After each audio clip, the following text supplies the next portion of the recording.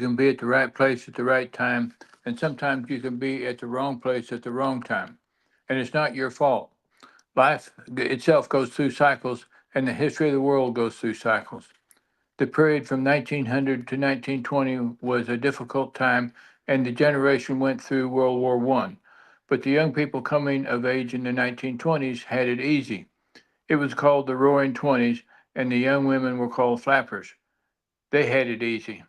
They were considered soft. The cycle changed with the crash of 29, and the generation coming of age in the early 1930s went through the Great Depression. There were no jobs, and life was tough. That generation was not soft.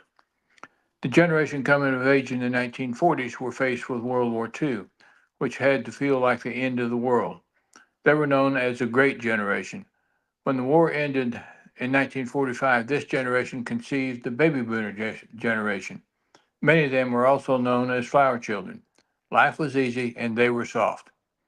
From 1950 to 1965 saw the fastest economic growth in history.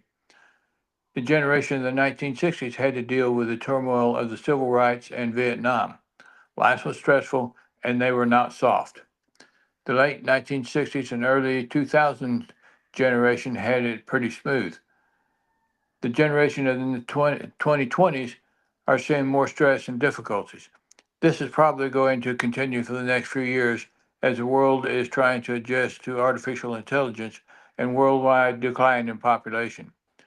But it looks like the cycle is on an upwards trend, and the generation of the 2030s should have good times and an easy life. That's what the trends of history tells us. The future looks bright.